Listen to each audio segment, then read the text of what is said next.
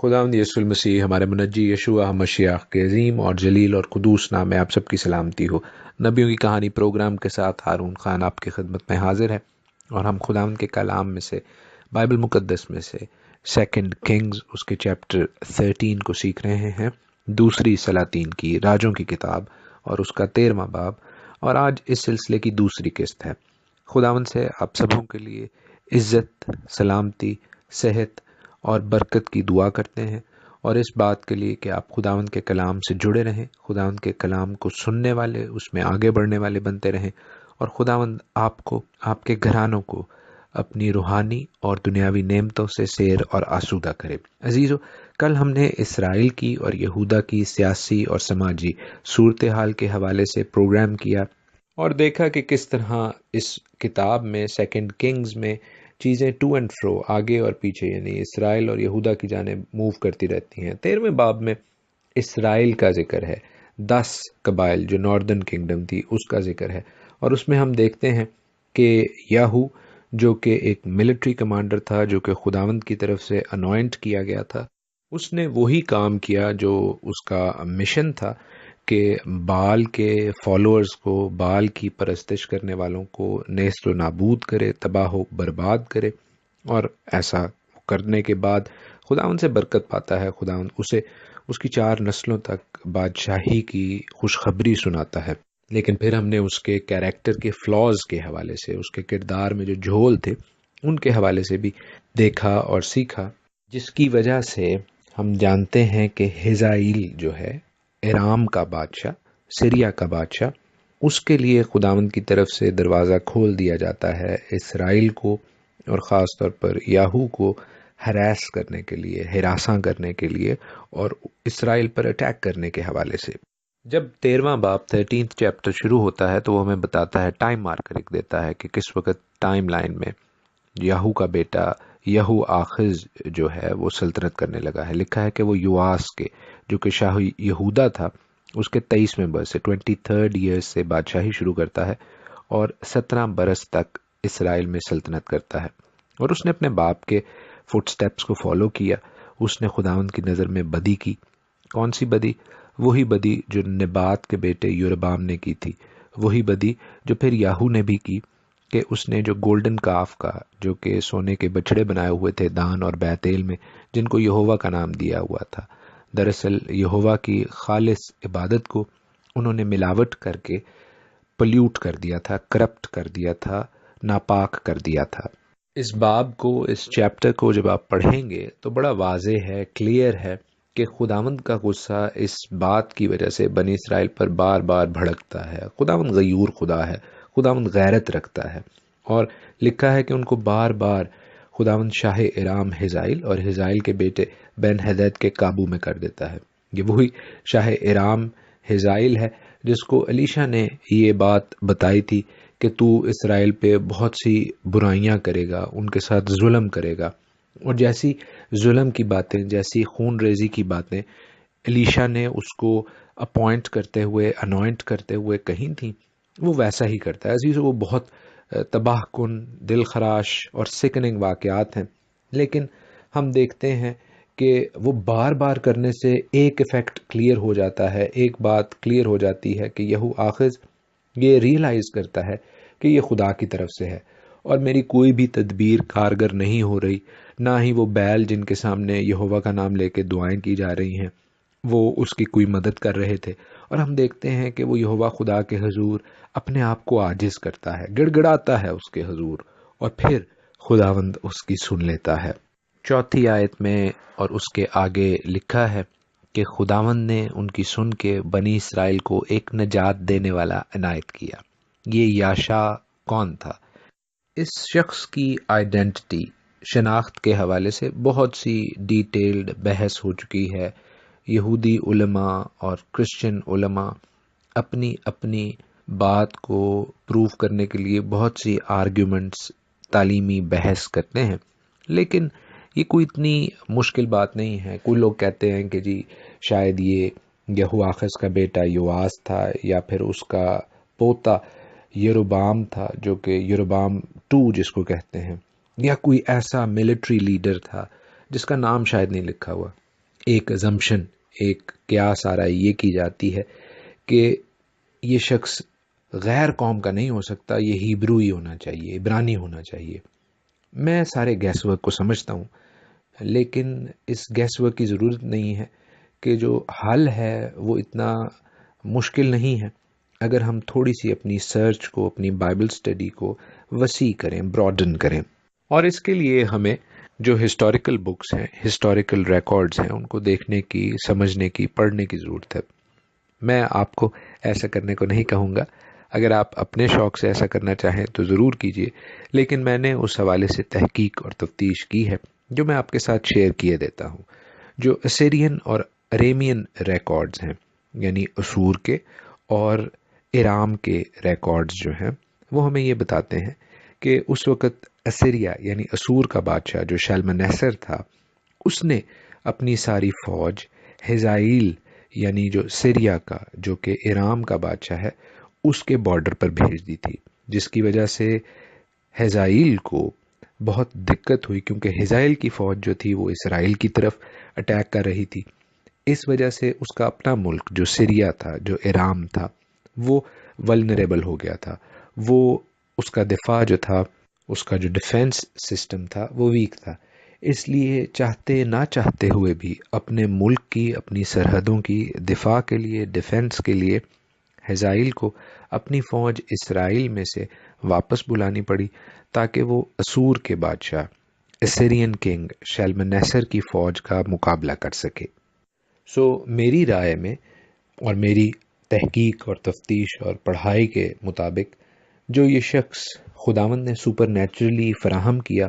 کہ اسرائیل کو اس سچویشن میں سے، اس صورتحال میں سے بچا سکے، اس کے اسرائیلی ہونے کی کوئی گارنٹی نہیں ہے۔ اس کو خداوند نے دنیا کے حالات میں سے چنا، جیسا وہ آج کل بھی کرتا ہے۔ آج کل بھی دنیا کے لیڈرز، دنیا کی فوجیں بے شک اپنے ذہن میں جو مرضی سوچیں کہ ہم اپنی سوچ سے، اپنی ملٹری اسٹریٹجی سے دنیا کی فوجوں کو کانکر کر رہے ہیں، تسخیر کر رہے ہیں، ہرا رہے ہیں یا جیت رہے ہیں۔ در حقیقت یہ سب خداوند کے پلان کا حصہ ہیں، اور خاص طور پر جب لوگ خداوند سے دعا کرتے ہیں عزیزو، تو بے شک یہ تمام چھوٹی اور بڑی قوتیں خداوند کی قوت کے آگے، خداوند کی مرضی کے آگے کچھ بھی نہیں۔ خداوند ان چھوٹی بڑی قوتوں کو ہماری دعا کے جواب میں ضرور استعمال کرتا ہے۔ جس طرح یہاں پر اسرائیل کے بادشاہ یہوآخز نے خداوند سے گڑ گڑا کر دعا کی، تو خداوند نے اس کی سنی، اور ایک اور بادشاہ کو کھڑا کر دیا جو اسرائیل کو بچا سکے اور ہزائیل کو وہاں سے وڈرا کر سکے، ہزائیل کو وہاں سے ہٹا سکے جو اسرائیل کو مارتا اور تباہ اور برباد کرتا تھا۔ یہ تو گڈ نیوز تھی، یہ تو اچھی بات تھی، لیکن بیڈ نیوز کیا ہے؟ بری خبر کیا ہے؟ بری خبر یہ ہے کہ یہوآخز نے وقتی طور پر تو اپنے آپ کو خداوند کے حضور عاجز اور حلیم کیا، وہ خداوند کے حضور گڑ گڑایا، وہ خداوند کے حضور رویا، لیکن بالآخر وہ پھر واپس انہی آئیڈولیٹرس ویز میں، وہ انہی بت پرستانہ اور ملاوٹ والی روایات میں واپس چلا گیا۔ گولڈن کاف ورشپ کو دوبارہ اس نے ریزیوم کر لیا، اس نے اس کو پھر بحال کر دیا، اور پھر کیا ہوتا ہے کہ خداوند تعالیٰ غصے میں آ جاتا ہے، وہ برہم ہوتا ہے، اور اس کو یہ چیز ناگوار گزرتی ہے کہ یہ لوگ جو مجھے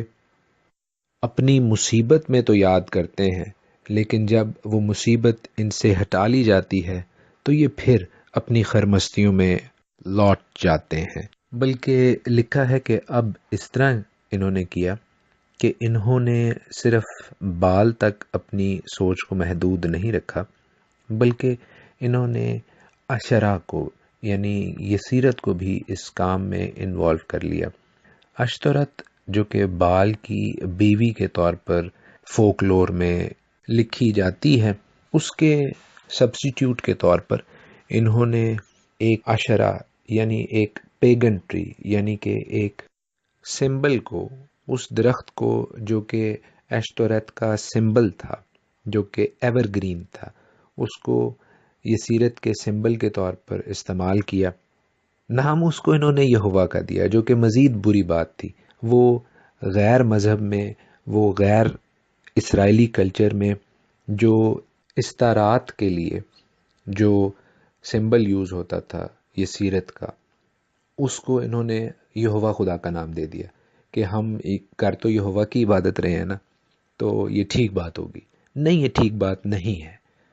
آپ کسی دوسری قوم کے کلچر کو، روایات کو، سمبلز کو، علامات کو اپنے خدا کا نام دے کر کہیں کہ ہمارے دل تو دوسرے خداؤں کی عبادت نہیں کر رہے، ہمارے ذہنوں میں دلوں میں تو یہوہ خدا ہی ہے، ہمارے ذہنوں دلوں میں تو ہمارا خدا ہی ہے، لیکن ہم علامات دوسری یوز کریں گے، تو یہ کسی طور پر ٹھیک بات نہیں ہے، اور یہ آج کل کے زمانے میں بھی ٹھیک بات نہیں ہے۔ نہ اس زمانے میں ٹھیک تھی، نہ آج کے زمانے میں ٹھیک ہے، اور اس کا پھر نتیجہ نکلتا ہے۔ شاہ رام ہزائل واپس آتا ہے اور لکھا ہے کہ وہ اسرائیل کو تباہ کر ڈالتا ہے، روند روند کر خاک کی مانند کر دیتا ہے۔ اسرائیل کا اور اسرائیلیوں کا برا حشر کیا جاتا ہے۔ عزیزو، ہمیں اس بات میں ہچکچانا نہیں چاہیے، اور ہمیں سوال کرنے چاہیے ان چرچ لیڈرز سے جو کہ غیر اقوام کی روش، جو کہ غیر کلچرز کی روش مسیحت میں اس لیے لے آتے ہیں کہ ان کو مقدس کر دیا گیا ہے، جی ہمارے مسیح کا نام دے کے ہولیفائی کر دیا گیا ہے پیگن چیزوں کو، غیر معبودوں کو اور ان کی علامات کو۔ عزیزو، یہ چیزیں صرف ہمیں ہماری تباہی کی جانب لے کر جائیں گی اگر ہم ان کو اپنی زندگیوں میں سے، اپنے گھرانوں کی زندگیوں میں سے، اپنے چرچز کی زندگیوں میں سے نہیں نکالیں گے۔ ہمیں خداوند کے کلام پر اور صرف اسی پر اعتماد رکھنا ہے، کسی علامت پر نہیں، کسی اور کلچر کی،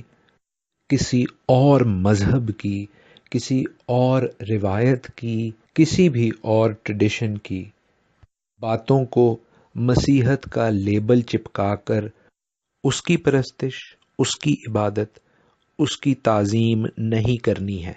9ویں آیت میں 9th ورس میں لکھا ہے کہ یہ بادشاہ یہوآخز وفات پاتا ہے اور اس کو سامریہ میں دفن کیا جاتا ہے۔ سامریہ میں، کیونکہ وہ اسرائیل کا بادشاہ ہے، وہ یہودا کا بادشاہ نہیں ہے، اور اب اس کا بیٹا یواس اس کی جگہ بادشاہ ہوتا ہے۔ سو ایک یواس اسرائیل میں، ناردرن کنگڈم میں، شمالی سلطنت میں حکومت کر رہا ہے، اور ایک یواس جو کہ یہودا میں حکومت کر رہا ہے، جو کہ سدرن کنگڈم ہے، جو کہ جنوبی سلطنت ہے، جو کہ داؤد کا گھرانہ ہے اس طرف۔ اگلی کچھ آیات میں ہم دیکھتے ہیں کہ یواس بھی وہی کام کرتا ہے جو کہ اس کے باپ دادا نے کیے، اور وہ کوئی اچھے کام نہیں تھے، لیکن مرنے سے پہلے